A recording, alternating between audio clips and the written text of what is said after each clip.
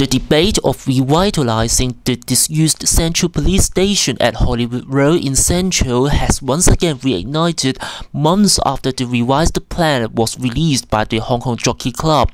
At a community forum organized by City Speak, the Hong Kong Jockey Club and those who have ambitions to revitalize the ancient monument gather at the Flinch Club in Central to flex their muscles. Now, of course, that includes exhibitions around the site, museum-like exhibitions, but it also means guided tours, it means targeted workshops for school groups and community groups, online presence, outreach programs, and of course interaction with the arts role of the site. Now, the heart of that interpretive effort will be an education office, which will run active programs of outreach to schools. Any museum knows that schools and community groups are the core of your audience. So these are two examples of public spaces. One of them is at the Young Museum, yes, in San Francisco. And I think over there what is very important is the fact that even before the visitors actually enter any kind of building, they are actually part of a public space. They're actually part of a public gathering area. They're in a covered space. They're in a place which can be used for various kind of activities, but that is given back essentially to the community. And the same is true at the Tate Modern. So the visitors can actually enter the building, can be part of public exhibitions, can interact with the building, can interact with people without actually entering a construction.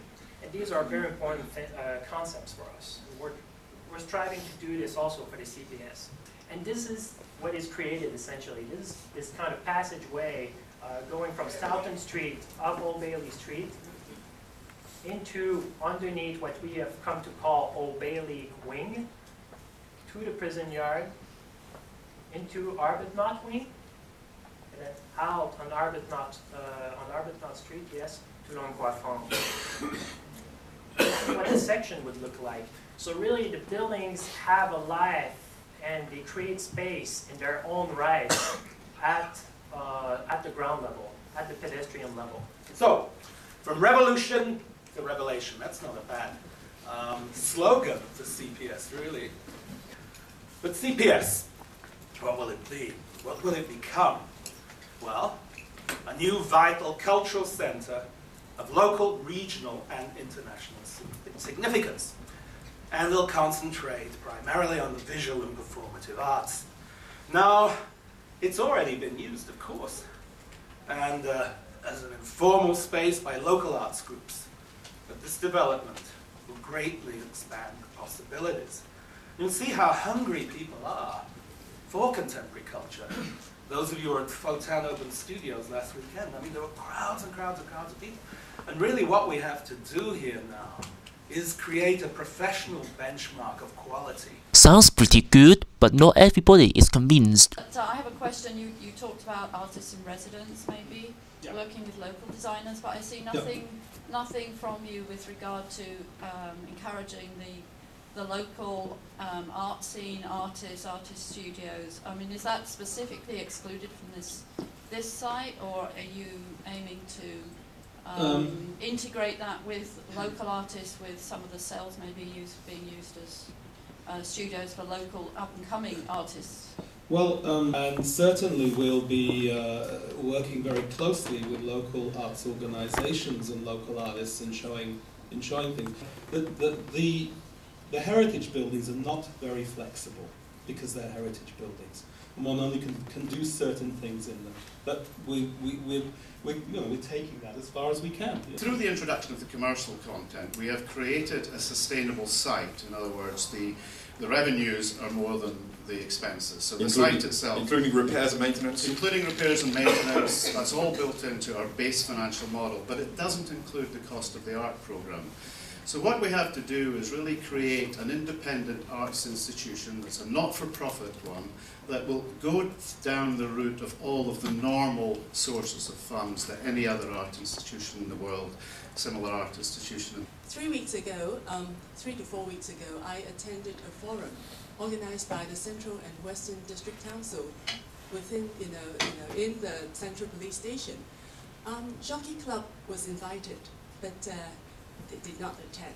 So it is in fact a forum purposely organized for the local community to ask questions about the scheme and all the planning and design aspects. And how I wish the presentation today could be conducted in the Central Police Station and open to all the English and Chinese speaking public.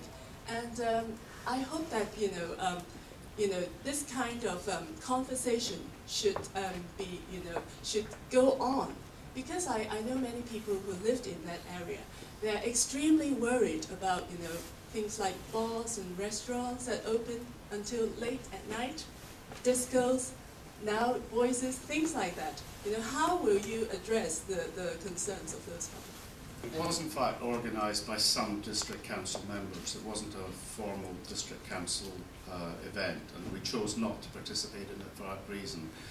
We did attend, however, the district council meeting, and the district council have now confirmed their support for the project. Through the political process, we have addressed these concerns, and they are addressed in much more detail in the environmental impact assessment. You mentioned about the trees that are existing. There's been a lot in the press over the last couple of years about roots and the amount of air that's been generated to those roots. What you showed on your slides was the trees seem to be completely circulated by concrete structures for seating, etc. Is that how it's going to be, or is there going to be availability of air to the roots so they don't die quickly? Yeah, the issue with the rooting of the tree is not so much about what is built above, but it's what is the substrate. Those trees are existing, and the concrete is also existing. So in that sense, we're not bringing anything new to them.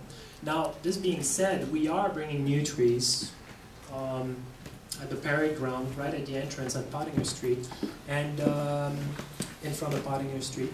And there we have to provide the substrate that is necessary for the rooting.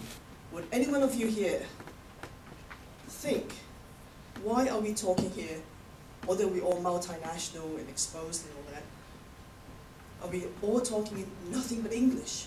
And I'm half Japanese. I'm fluent in Japanese.